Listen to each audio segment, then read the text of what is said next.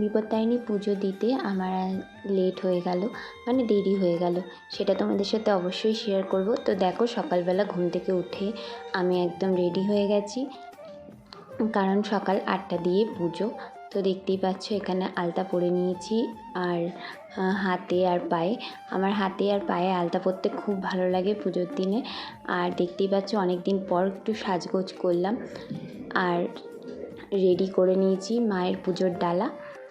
তো দেখতেই পাচ্ছ বাড়ির একদম সামনেই কিন্তু আমার মা কালীর মন্দির, যেটা আমি তোমাদের সাথে শেয়ার করতাম।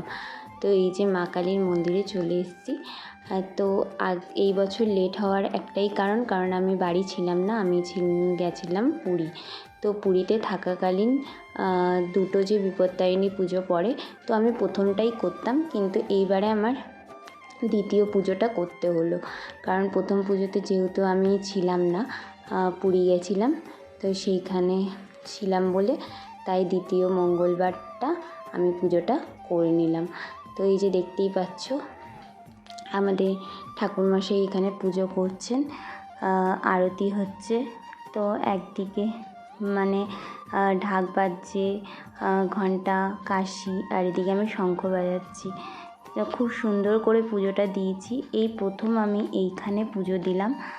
জানো তো, অন্যান্যবার আমি আরও যেখানে ভাড়া থাকতাম আমরা অন্য বাড়িতে, তো সেখানে কালী মন্দির আছে আমাদের এখানে, সেই কালী মন্দিরেই আমি পুজো দিতাম। কিন্তু এই কালী মন্দিরে কোনোদিনও আসা হয়নি, আর এখানে যে মন্দির আছে সেটাও জানা ছিল না। তো এখানে আসার পর জানতে পারলাম যে এখানে একটা খুব সুন্দর মন্দির আছে, যে মন্দিরে আমি রোজ ফুল তুলতে যাই। এই যে দেখো, পুজো দেওয়া আমার সম্পূর্ণ হয়ে গেছে। আমি ডোরও হাতে পরে নিয়েছি, মার হাতে ডোরও বেঁধে দিচ্ছি। তো মাকে না সত্যি ছুঁয়ে খুব শান্তি লাগছিল। তারপর বাড়ি এসে আমি পুজোটা দিলাম, কারণ সকালবেলা অত সকালে ঘুম থেকে কেউই ওঠেনি। তো সেই কারণে আমার পুজোটা দেওয়া হয়নি। তাড়াতাড়ি করে আমি স্নান টান করে শুধু চলে গেছিলাম রেডি হয়ে পুজোটা দিতে।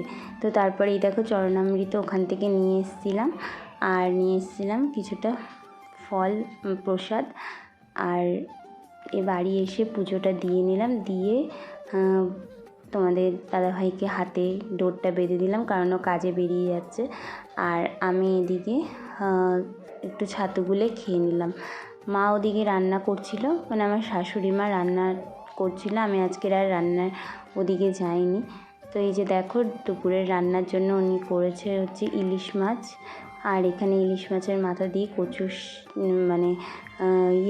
কচুরলতি, আর হচ্ছে ডাল পেঁয়াজের। তো তারপর দুপুরে আর কিছুই খাওয়া সেরকম হয়নি, ছাতুটা খেয়ে আর ফল প্রসাদ খেয়েছিলাম। তো তারপর সন্ধ্যাবেলা এই যে আমি চলে এসেছি রান্নার এদিকে, কারণ 13টা লুচি যেহেতু খেতে হয়, সেই জন্য 13টা লুচি করে নেওয়ার জন্য। তো আমার শাশুড়ি মাও লুচি খাবে বললো, আর আমার মেয়েও খাবে, তাই সেই কারণে একটু বেশি করেই করলাম।